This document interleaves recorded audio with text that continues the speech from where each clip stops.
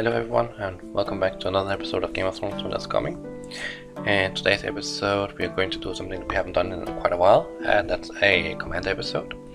And this specific episode is going to be focused around Theon and how he's being used in general in the game, as well as in terms of PvP in training grounds, or for rebuild leaders, or generally just for KvK usage, like attacking other players and such. So we'll go through what his strengths and weaknesses are, and yeah, taking a look at him overall. So let's jump right into it. So we are going to just take the basics first out of the way. As you can see, Theon is a bowman commander, focused around bowman stats and total stats. He has bowman health, which goes up to 30%. Once maxed out, then bowman defense of course to 30%, and total attack to 50%, which is overall a great commander for various things. If we take a look at the Awakening, you can see that his Awakening abilities are focused around bowman attack, total attack, and fortification attack. The fortification attack isn't really of any use because it's not really playable in this game at all, fortifications, and majority would just take him for either the total attack and the bowman attack, or both of them, mainly because if you're bow focused, then Theon is most likely going to be your main lord in that setup. In terms of upgrade effect, it's pretty standard in his Awakening with the skill, increased damage, skill cooldown decrease, friendship, and so on. I believe he has some leadership, so in a tavern, so that helps with rally size and army size. So in that regard he's pretty decent. And then of course his Awakening skill, which is a defensive Awakening skill, if you can say it like that, is that during a city defense battle, every time 3 million allied troops join the battle, total attack increases by 10, and with how the ever increasing max amount of troops is, I believe that you can get over 50 million troops now in defense if you are a max cast in that regard, which will give you a whopping 50% total attack, which is a lot. So he's a really great commander in terms of defending your structures, defending your castle, and I personally would also use him in that regard. Unless you're a bowman focused account, then you will probably also use him in offensive settings because of the base Awakening stats and the base total stats you get from the Awakening. But overall, he's a pretty good commander for certain aspects, and even if you're not using him as a bow, or you're not a bow account, if you have 50 million troops and use him in the defense when someone is attacking you, it's still 50% total attack, which I believe not a lot of other commanders can give you. So that's something to really keep in mind. In terms of his guard skills, which is more applied to rebuild leaders and training grounds, you can see that he has a active skill, if you can call it like that, or something that you have to activate. Theon expertly commands this bowman, showering the enemy in arrows, deals 7,152 damage to target, increases his own attack by 6,209, stacked up to 5 times. So that pretty much guarantees almost, I believe, close to 30k damage or attack extra, so that's pretty huge. He ends up dealing a lot of damage once he gets a couple of active skills ruling, of course. Miss a step in the finger dance and lose your life. Every 7 attacks deals 5,108 extra damage and reduces effect of heals on target by 50% for 10 seconds, which can be really crucial in training grounds when used there. What is dead may never die, but rises again, harder and stronger, adds 3,548 defense and 50 might when an ally is killed. Something you should hopefully not get any usage out of, but it's there if you want to. And then the adds prowess, 150 prowess, which just basically increases damage output, and overall it's pretty standard. DPS stuff, which we will go much more deeper into when we talk about him in those specific settings.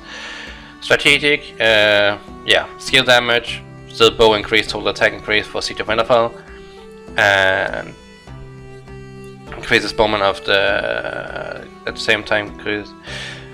I mean, he also has increased bowman attack of 905 seconds whenever he uses active skill in Siege of Winterfell. So again, really useful for bow accounts, probably not as useful in other accounts. But let's jump into training grounds and rebuild leaders to see how he works there. we are now in a training grounds battle, and you can see how things are going to play out. And you can see that I have placed the Theon in the back row behind, and the enemy starts out with having some defensive shielding, while I'm trying to use my front line to counter whatever the enemy side has there. Once you get through the rotations of skills and damages, you will start to notice that even though my front line is getting weaker and the enemy side has shields, once the active skill starts hitting through, you start damaging and actually win the match fairly easily. And while the enemy side is focusing on my front row, trying to kill my front row, my DPS or damage dealing commanders are in the back. CCN now basically just takes out Sheila, and overall he's a really strong DPS commander, and you have to keep him in the back to keep him safe, and through that way you can get the most out of him, the most utility out of him. And keep in mind, every time he uses active skill, then his damage also increases. Lastly, we have the Rebel leader setup. I've placed to put Theon in the front row to the right, so he's outside of having any damage taken against him, and that way he can also dish out the most damage from my point of view. You can see here now that after his active skill that he gets a damage increase buff on top of him, and this is to kind of make it possible, or makes it possible, that his damage starts stacking up every time he uses his active skill, which is why he's super strong in my opinion. I personally would say, even if you have him Grey, you can probably use him in your setup either like I do in the front row, to the left or the right of the front row, so he doesn't tank the damage, or in the back behind everyone. And also keep in mind that he's a DPS commander and not a defensive commander, so he doesn't really take damage well, and he will most likely die in most setups, even if you put in a lot of support to try and keep him alive. So do not put him in the front row in the middle, because that specific commander is going to tank it. And in my case I have Enzo with support from Egbert and Jan to keep him alive, which is really great.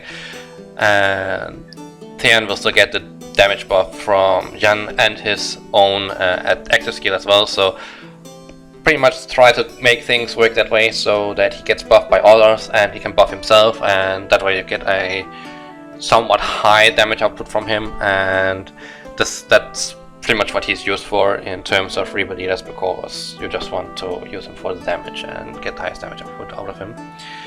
As we can see, once we get the screen here, you can see that we managed to kill him, the Rebel leader, so really good for damage output. Fortunately, they don't have a damage screen for showing how much each commander did. Would have been really useful, but that might be added in the future at some point. But either way, I hope you liked the video. Like and comment if you want to, subscribe to the channel if you're new, and if you want to play the game, the link is down in the description below, so it is for the Game of Thrones Discord group, and the channel where I get my music from as well. And of course, I'm trying to get to the 100 subscribers, so I can get the custom URL, so that would be really helpful if you would help me out in subscribing there. And if you have anything to say, then yeah, you can ask me in the channel generally. Of course, you can also send me letters in the game. I usually try to reply to everyone that's asking me questions in the game. And yeah, I hope you all have a great weekend, great UC if you're playing, and yeah, have fun. Take care, guys. Bye bye.